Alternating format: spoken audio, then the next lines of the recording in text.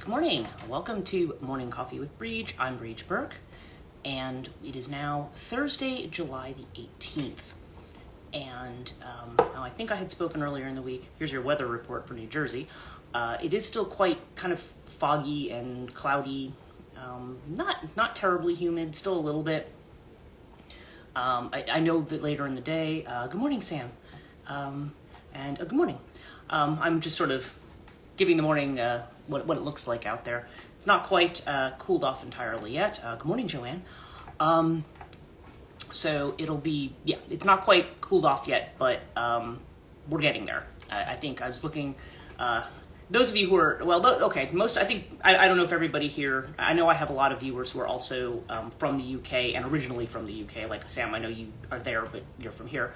So it's, so you know about the cold front. Good morning. You know about the whole cold front phenomenon that we have to come down from Canada, and then they just kind of sweep through and kind of push the hot weather out, at least temporarily, and they bring storms with them. So there's one right across Pennsylvania right now. I think it's showing it kind of like mid to western PA. So hopefully it's going to be coming through by lunchtime today. I have a packed schedule today. I actually have Bob Rahani. I have readings today, which is, some of my regular clients who come back for readings periodically. And I've also got, somebody's bought more books. I have my book, Death and the Maiden. My last copy is now being shipped off to somebody. So I've got to do that. I have some new patrons on Patreon, so I only send out stuff for that as well. So so busy day today. I mean, I'm not complaining about it at all, because this is the kind of activity that I need to happen to be able to pay my bills. So, so it's all good. I have no complaints whatsoever about any of that. I think the only thing I have left now is I have one copy of my novella Maeve, M-E-D-B. It's cloudy here, still more rain. Yeah, I think you're a little bit to the north of me, Joanne, and I think we're kind of sort of. And I had a client from Montreal last night, and she was telling me that was she Montreal or she Quebec City? Anyway, she's up that way, and she had said she was that they were experiencing very similar weather there, which is unusual. Usually in Canada it's better than it is here, but but I think by later today and certainly by tomorrow it'll be nice. Good morning, Melissa. So anyway, so we're kind of still working our way through that, and I have, like I was just telling everybody, I have a very busy day today, which is good. Again, I have no complaints about that. I think I have bookings between noon and 6 today. I'm pretty booked up. Although I do still have appointments available for people who want them for whatever they're doing. It's crazy. Yeah, it's so I have so anybody who wants Rahani. A lot of people some people are a little confused about when they want to book tarot with me. And again, I've kind of not made that my primary thing, because I've kind of been guided away from using tarot as a tool, as part of other things that I do, but not necessarily making it the primary thing. So I still offer the 30-minute by request from people, but people who do want an hour of tarot with me, they don't have to take the 30-minute option. They could book an hour of mentoring coaching, and then it would be the same price as an hour of tarot, of what I would have charged. So, we can just spend that hour doing tarot. I mean, that's sort of how I'm working it right now. For people who are interested, I think a lot of people though are looking for the word tarot. But so I'm trying to do more in the coaching and mentoring thing, which is sort of why I do this morning live stream as well. Talk a little bit about these different topics. Now, interesting. Okay, the thing I was coming up with today. So first of all, I think I mentioned yesterday that my dream journal is completely full now, and so now one of my friends always give me journals as like Christmas gifts and stuff, which is fine because I actually write a lot of stuff in it. So I have another journal right here. This is the one a friend had given to me before I went to Oxford at the end of last year. So I have some notes in there about that trip and about how I was organizing my writing, because I went on that trip to finish. I was working on, I had started and had incomplete pieces of something like 4 or 5 novels. And this was over a number of years. I published 2 during COVID because COVID, I was home. And I think I have another one that's going to be coming out. The novels, it's interesting because my work tends to go all over the map. It like the work that I do here on Transition Life Coaching is definitely about more spiritual work, spiritual coaching, helping people, work through transitions and through certain kinds of changes. but I also deal, Katonia, the podcast and so forth, deals in, oh, good morning, Suda, deals in the dark feminine. Okay, and so it's, so I deal, and in fact, sometimes it does actually even come up in my coaching sessions. I actually have had clients ask me about, Hecate, ask me about the Morrigan, ask me about, Medusa. I've gotten questions about this even as part of coaching. Some people do ask me things about that. So probably on the other live stream, I'm going to talk a little bit more about that connection in fiction and so forth, as well, the fiction that I'm writing. But the fiction that I'm writing, like when I have, like Karenna over in Riverside, she's like, oh, I should carry some of your books here. I was like, they're not really spiritual coaching books. I might not want to carry those here. People might be stunned by some of the material, but it's basically fiction that sort of explores that darker material. Because as I've had to explain to some clients and some people over the weeks, is that it's really a good idea. A lot of times when we're doing spiritual work, we feel like we have to put on our best behavior and be the best person. And I'm like, no, really kind of the point of spiritual work is to fall apart a little bit. It's perfectly okay to experience sadness, to experience rage. Even if you think that you're raging at somebody. Certainly as a coach, it kind of, again, similar to the way a counselor might experience something like transference. People might turn and they might, and oftentimes when people start yelling at me, I don't take it personally because I know they're not, and they'll even say, well, this is not really about you. Well, yeah, I know it's not about me. I know this is just, and that's kind of the point. You're trying to work through stuff. And if you keep feeling like, oh, I shouldn't say this because I'll be a bad person if I say it. No, you're not going to be a bad person. Say what's on your mind.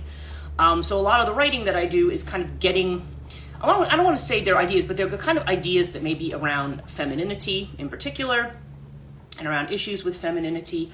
The Morrigan, as she's presented in these novels, a lot of the times she's presenting a certain personality. Yep, transference is real. Oh, yeah, it is. And I remember being in grad school and one of my main professors there she was a psychoanalyst, and she was talking about some of her most difficult patients and the kinds of transferences that they had. And yeah, it is definitely a real thing, but it's also understandable because, as I've said before, we live in a hall of mirrors. We all mirror each other. And so sometimes what we see, that person may say something that may set us off, and we may kind of, or we may just somehow transfer a certain role onto a certain person and start talking to them in that mode. This is just a normal thing because, as I've said, just as you can't see yourself unless you look in a mirror, or in this case, I'm looking into a camera phone, which is, it's the same thing, something that reflects you back. I can't just, without a mirror or a camera or anything, see what I look like, right? I might be able to. Oh yes, indeed, especially these days, it's rough. Yeah, it's very difficult. I find myself having to work around. I end up having a lot of clientele that has dealt with very, very, very, very serious issues, or even may not even be clientele. Sometimes it's friends too who have just dealt with some very, very serious issues, and so I feel like I need to be. I don't want to be in a tiptoe mode, but at the same time, I need to be respectful of the fact that some people. Some things it's just too much. They're just like, okay, let's not go here. So it's kind of walking that line of wanting to authentically say what I feel that I need to get out, while at the same time not looking to cause that kind of harm to anybody else who maybe is not quite ready for that or wants to be able to at least choose. I think that's what the kind of the rationale is behind trigger warnings, is that you want to give somebody the chance to say, this is about this. Like, for example, I don't want to see anything that has to do with like animal death. So if you're watching like a horror movie and somebody like brutally murders the cat, or I don't want to see it. I don't want to know about it. Or the dog or whatever. I just know. I just to me, as soon as I even suspect it's happening, I turn it off and walk away. I'm like, no, I don't want to see it. I don't want to know anything about it. Even if I'm reading it in a novel, I'm like, well, we're going to skip this page. Yep, the same. Yeah, I can't. So I understand people with other things saying, yeah, you know what? I don't really want to read about this right now. And again, because people have been through a lot of trauma. And there's a whole lot of other factors in terms of how that affects people. But I did want to tell you here about a dream that I had last night, which is interesting because I talk a lot about the Rouhani healing here.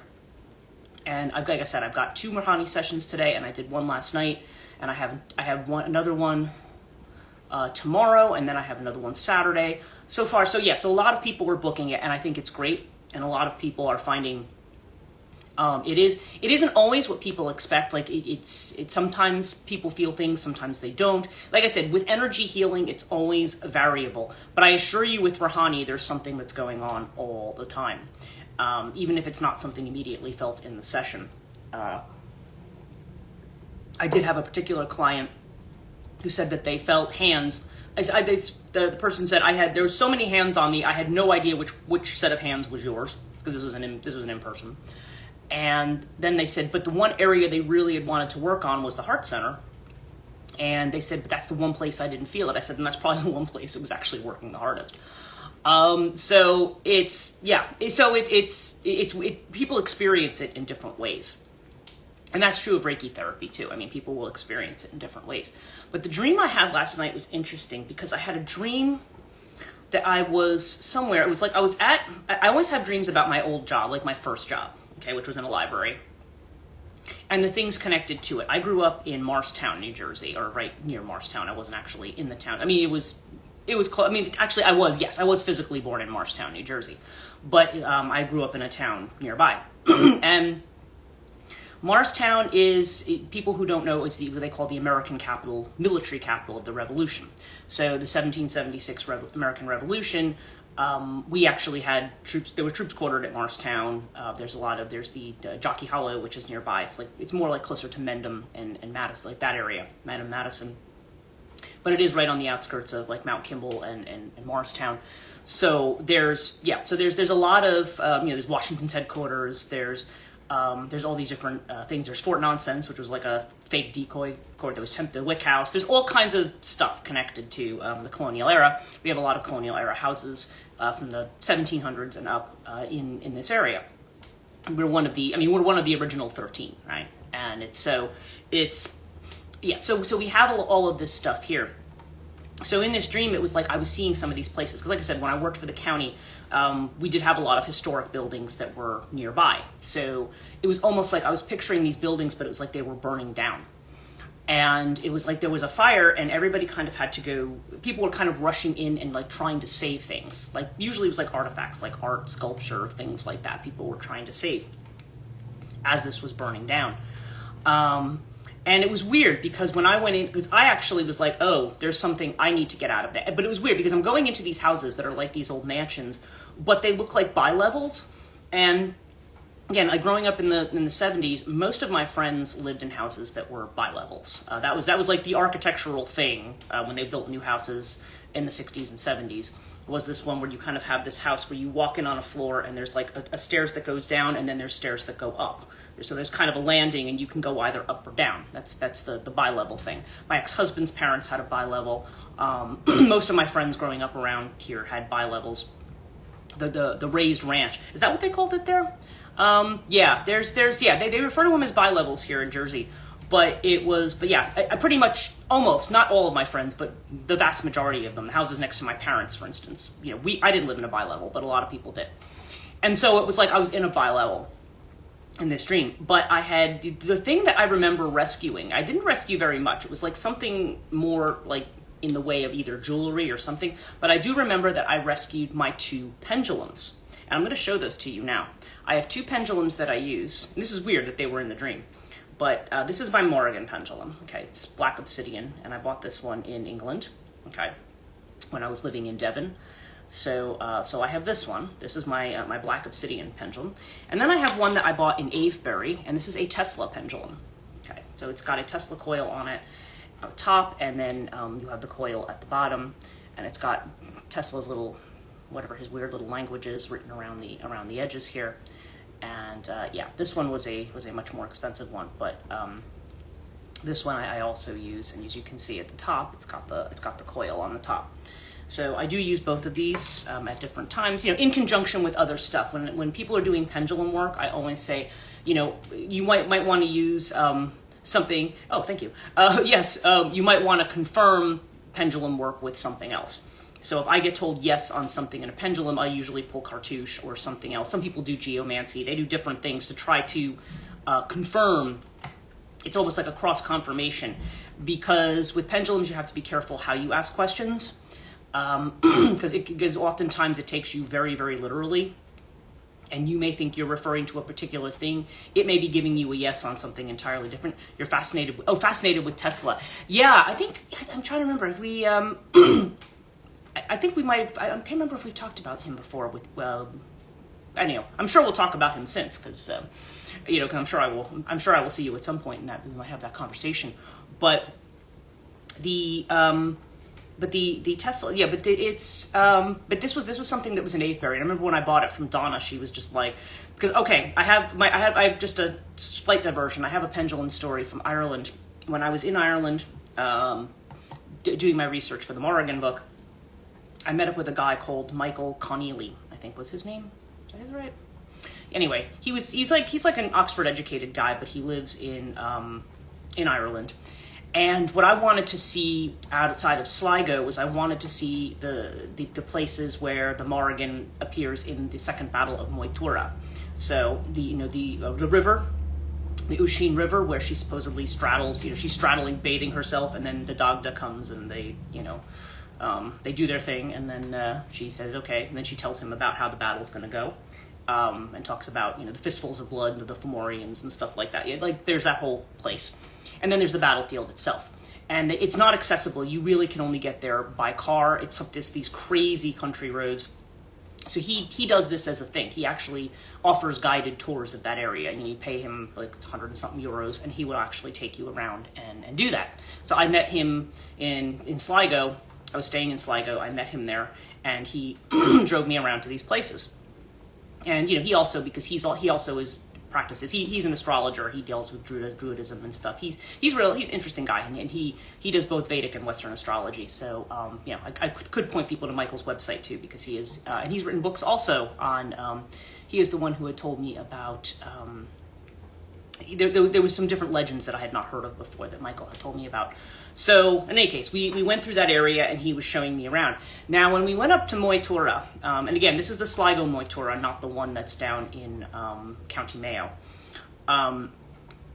We climbed the hill. I have a lot of photos of this, and I had another pendulum that I had bought in Avebury, and it was made from the same kind of blue stone that Stonehenge is made from. Now mind you, it's not literally taken from Stonehenge, but it was the same type of stone.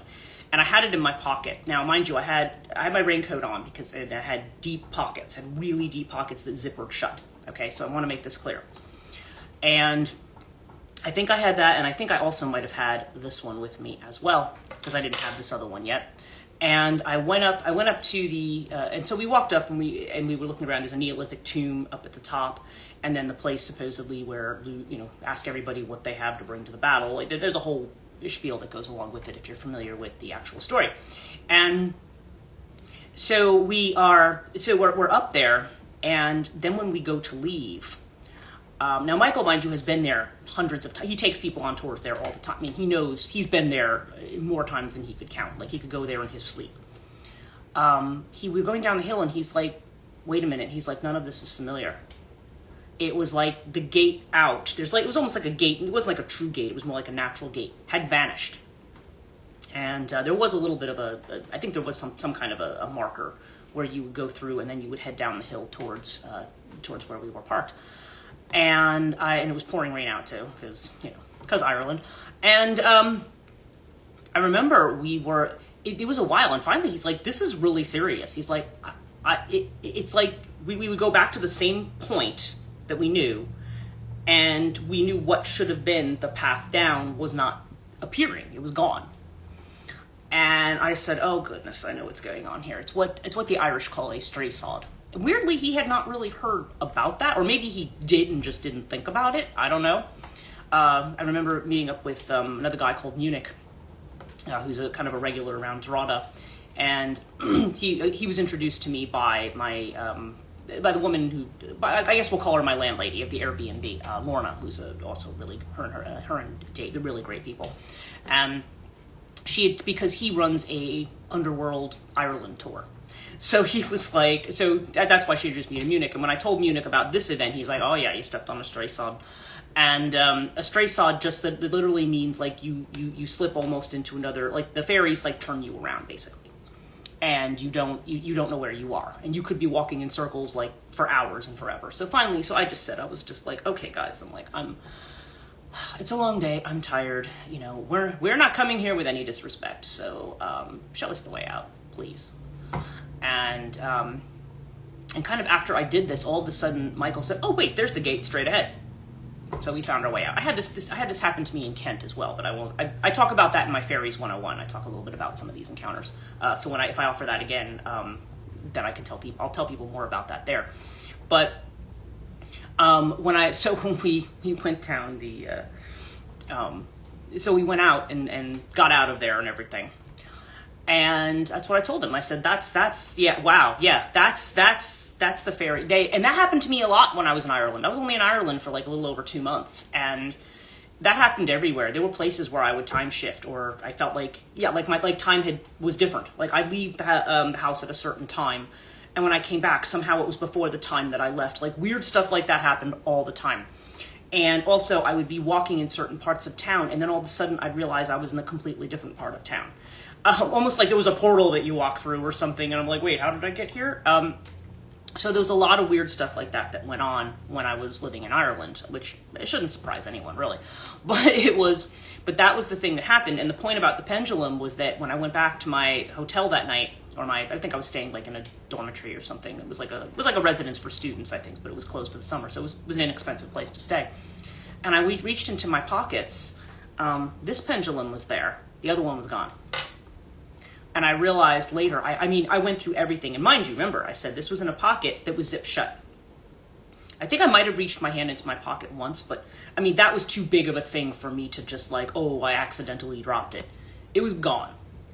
And I was like, oh, that's why they let us out, because they took it. And they took it, and that's how we got out. Because you have to. And then I remember talking to another friend, and she's like, well, of course, you idiot. You're supposed to leave something behind. You're not just supposed to show up. And I'm like, well, you know, it was kind of funny.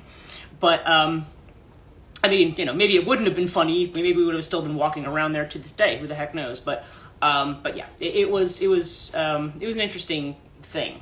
So anyway, this is why, when I remember telling Donna this story when I bought this pendulum, she goes, well, for heaven's sakes, don't bring this one up to anywhere where there's fairies, because you don't want this one to get stolen. So yeah, so anyway, sorry to give you that side story, but it is kind of an interesting one. And I got a message from somebody who were talking about anomalies this morning, but anyway. So in the dream, that was the only thing that I had kind of rescued, and I could see, and there was like this strange whistling and stuff going on. It was very odd. But then it was like somehow I was back in my house, and I was like, okay, I'm away from all this destruction that's happening. You love that story. Yeah, thank you. I actually think it's really interesting. So when people talk to me about like, oh, well, you're an academic, why are you into all of this other stuff? I'm like, because I've experienced it. You know, I mean, generally I work from experience. I mean, there's a lot of things I have an open mind towards, and I could say, okay, well, I don't know about that, but if you've experienced it, I'm not going to tell you didn't have that experience. You know, because people tend to try to dismiss or poo-poo people's experiences, and I'm like, well, I don't think that's really a great idea. But because because you're not living in that person, and that's all a person needs is to feel like more invalidated in the society than they already do. So. Again, to me, I don't, even if somebody is classified as being quote unquote mentally ill, I don't discount people's experiences. I said, well, that doesn't necessarily mean anything. It could just mean that this person's wired a little differently and experiences things differently than you do. So I don't necessarily write that off as like, oh, people talk about it in very, very kind of dismissive ways. But in any case, so in this dream, I was in my own house, but I could see that this firestorm was coming, and now I could actually see it, and it was a giant, like, purple, like it was a tornado, okay? And it was purple, and it had, like, pink streaks in it. But the thing is, as it was coming through, I mean, I could see this fire very slowly coming through. It kind of almost passed over my house. And I somehow was like, no, you're not going to get swallowed up by this. And when I woke up, I realized, I said, that's the Rahani energy.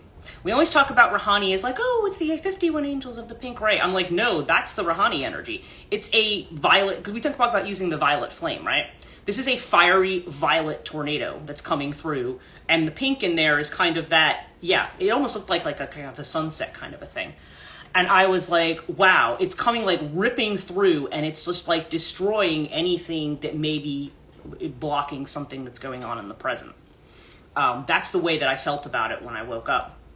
Now, there might be other interpretations of that dream or further ones, but that was the first thing that had occurred to me when I woke up. I was like, that's the Rouhani energy.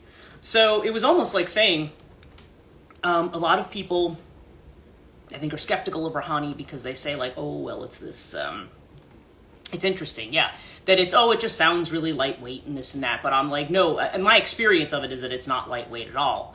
And that's one of the reasons that I use it, because I said it is actually an effective tool. It does actually transmute. It does actually do stuff. And I've seen it in myself, and I'm seeing it in other people who have been using it. Again, it doesn't mean every time you go in for Rouhani that you're going to get slammed with this, but there is something that's definitely happening on a subtle level as well. And I feel like it takes the process of everything that we've kind of buried or feel like this, we are,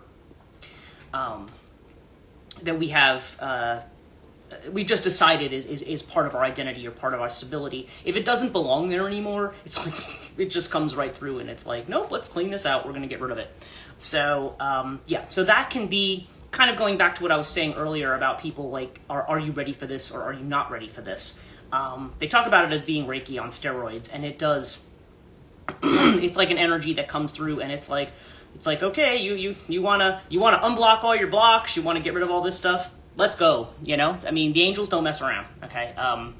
And even other people I know who have been practitioners, which you would consider to be more esoteric practitioners, or occult practitioners who have worked with angels, and for a long time, they're like, yeah, that's pretty much how they work. It's not a, there's a tendency to think of angelic energy as something that is just very fluffy, and that's kind of a misnomer. And to be honest, I even kind of thought of it that way, because I would hear people be like, oh, I'm into angels and this. I'd be like, okay.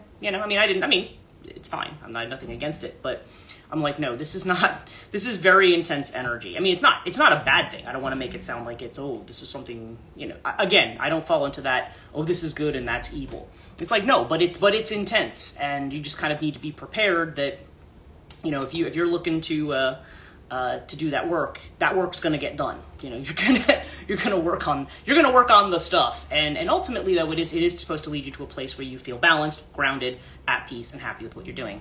Does that help with my issue of letting go of my mother's narcissistic abuse, my self-anger? Yes, it does. Yes, it does. I have people who are working with various issues, okay? And anger release is certainly one of them. Anything that's kind of like the past that people are hanging on to, it does. It brings it up. Sometimes it takes a couple of sessions, or a few sessions, but it comes through, and it allows you to kind of transmute that into something else. Because again, it's alchemical in the way that it works. It's not just, I mean, it might rid you of something that you really don't need, but generally speaking, it's like it transmutes it. It's like, no, let's take this and move it and turn it into energy that you can do something with.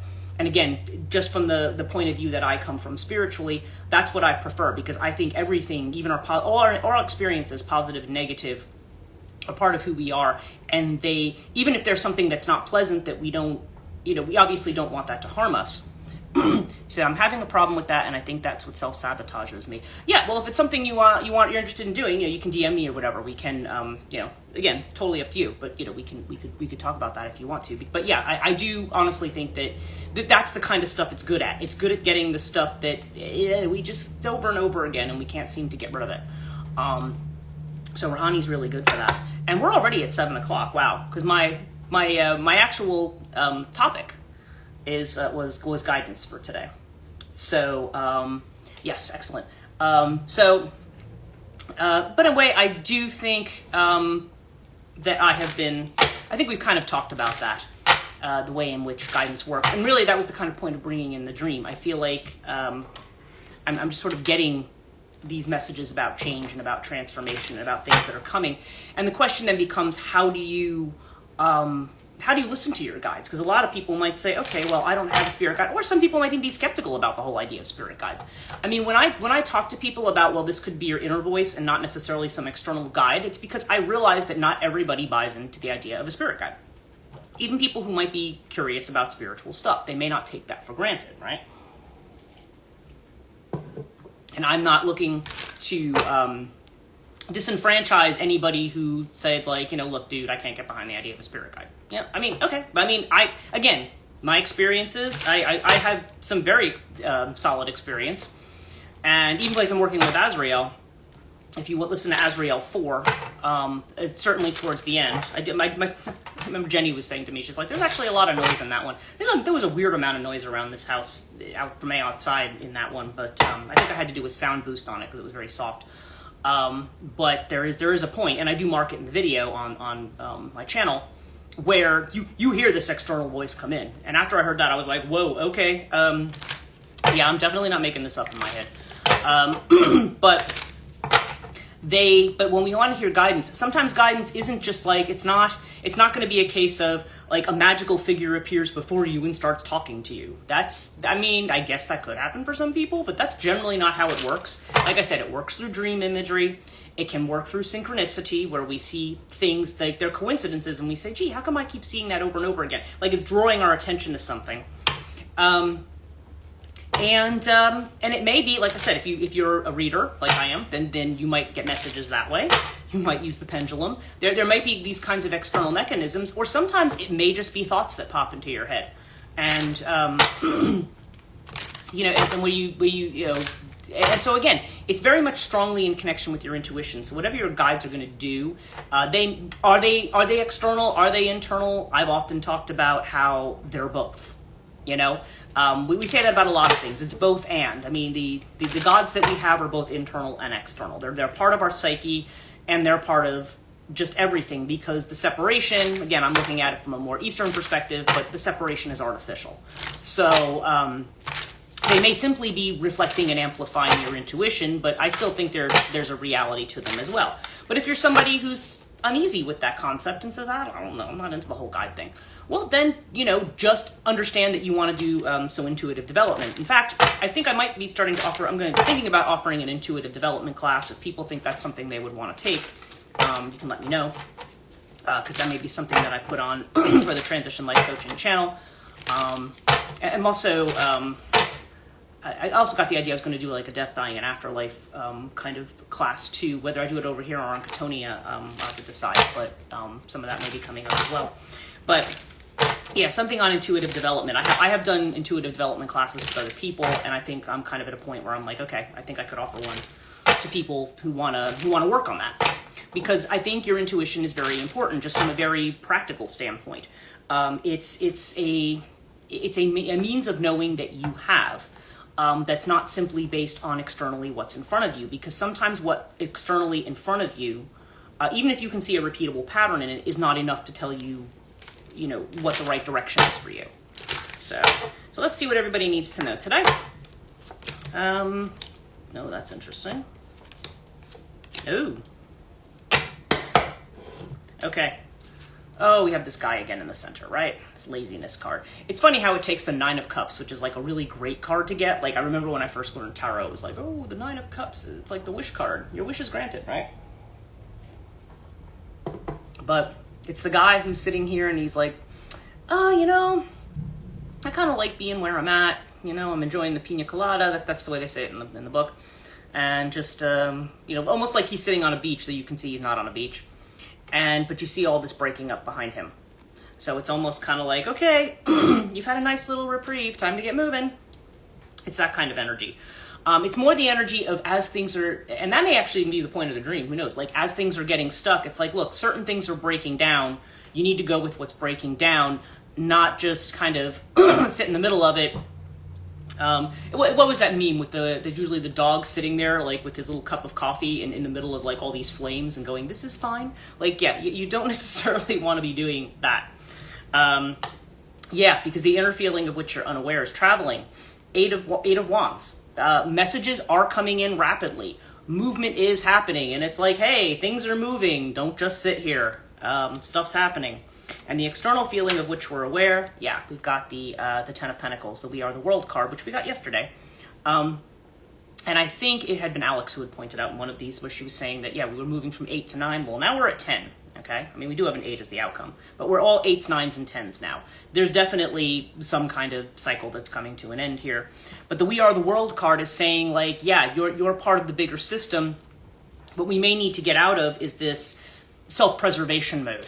Okay, a lot of times we go into self-preservation mode and we say, okay, I need to, whatever happens, I need to hang on to this thing. And, sorry, this is an early morning problem that I have. So you want to, so you've got to recognize the bigger picture of what's going on, I think is what this is saying. But this is not a negative thing. We do need to move and we do need to change, but also recognize, wow, another boom for you. Yeah, it's, I think in addition to it saying things are changing, a lot of times we kind of run screaming when we hear things are changing sometimes, like the sky is falling. And maybe there is a bit of skyfall for some things, but what it's saying is that, there's also a whole lot of good stuff out there too.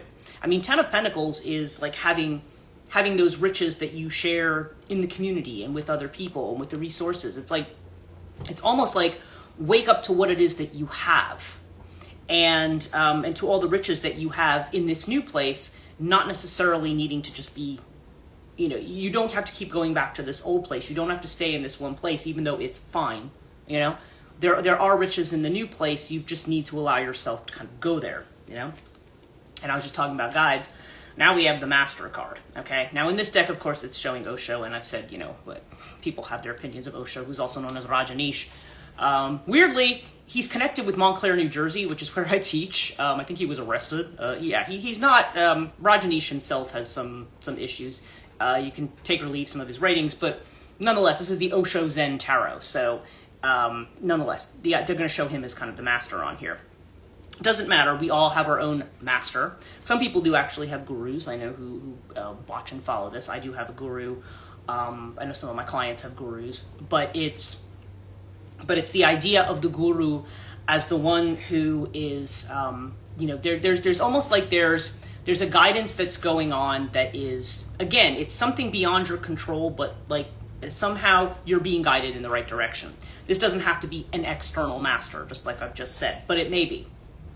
There may be something, it's kind of like, look, don't be determined to stay in the same place because you're being guided towards something better. And where you're getting stuck over here, we have the Eight of Swords, which is the guilt card. This is where our mind gets involved. It's not so much that we're guilty. There might be guilt. There might be guilt about things in some cases, but I think it's less about guilt and more about the way in which we tie ourselves up in knots, or once we realize we need to get moving, we may start admonishing ourselves and going, oh, I should have gotten moving sooner. Like, don't worry about that. I feel like it's saying don't worry that you didn't act sooner or you didn't do this sooner or that. It's irrelevant. Like, just once you know that, once you're aware of what you need to do and once you need to move, then you just do it. Don't turn back and go, oh, if only on this date and at this time I had recognized it. We all do that. If I'd only made this decision instead of that decision. It doesn't matter. Just where you are, make a decision is basically what it's saying. Okay, but there's definitely this sense of movement here. I also pulled out my essential oil cards. So let's see what we have for today with these. There's a message that we have for today. Oh my God, I got two. Okay. All right, so the first one is, these are essential oils. And again, I have no idea what brand of essential oils she's using because some of these are blends, because obviously this is not the name of an oil, but there's the renewing blend that she has. And the keyword on it is forgiveness. So it says, the trigger statement is, I didn't deserve this. The true statement is, I forgive. It says, allow the labels of judgment disappear. See situations and individuals through your heart, and also forgive yourself. That's usually the hardest thing. It's actually easier in a lot of ways to forgive others before it is to forgive ourselves. We a lot of times don't forgive ourselves for stuff that we've done. We are perpetually, kind of like that guilt card. We're perpetually going, I should have, I was so stupid. I should have done this. And we do that to ourselves. And it's saying, no, forgive yourself. you're not going to go through life and do everything spot on, because like as I've said, if everything you've done, you've always made the right decisions every single time, either you are incredibly psychic, in which case you're going to have other issues probably, or you are going to or somehow somebody else is running the show for you. Like somehow you're not living your own life. Somebody else is dictating how things are going to go for you, and that may or may not be authentic to you. Okay. The second one that came out here was the tension card. Okay, tension oil. Again, I don't know which blend it is. I could take some guesses, but and the the key word here is release. So, okay, the trigger statement is I have nothing left, and the true statement is I nurture myself. It says it's time to settle, create a sacred space where you can be. In that place of rest, healing will unfold. Okay. So we're talking about releasing tension, and we're talking about forgiving ourselves. So, so that kind of gets back to what we're talking about, the messages of guidance here, and the kind of guidance we get, whether we view that as an internal or an external thing, whether we perceive external guides, or whether we feel this is all kind of an intuitive inner voice. Either way, that inner voice is not a people used to call it like a crazy voice. It's not a crazy voice. We're not talking about the voices say that people in schizophrenia might hear, or something like that. That's not what that voice is. That voice is the one that's telling you this is the right thing to do. And it may be contrary to what you see kind of in the external world. But nonetheless, that is your own inner guidance that knows, that somehow can see better than you can what's going on. And because we all have this sense of knowing, and I mean, it's not even necessarily about being psychic or anything like that. Everybody has an intuitive sense of knowing. This is just natural part of being human, but we discount it because we've decided, well, it's not reliable. Oh, we can't base it on evidence. Oh, we can't base it on facts. But I can't tell you, if you actually went through and did a case studies of people who had certain feelings, and but the facts in front of them did not jive. Like the person who wants to is going on vacation, it's a beautiful sunny day, and they get to the airport, and somehow they're like, I'm not getting on this plane.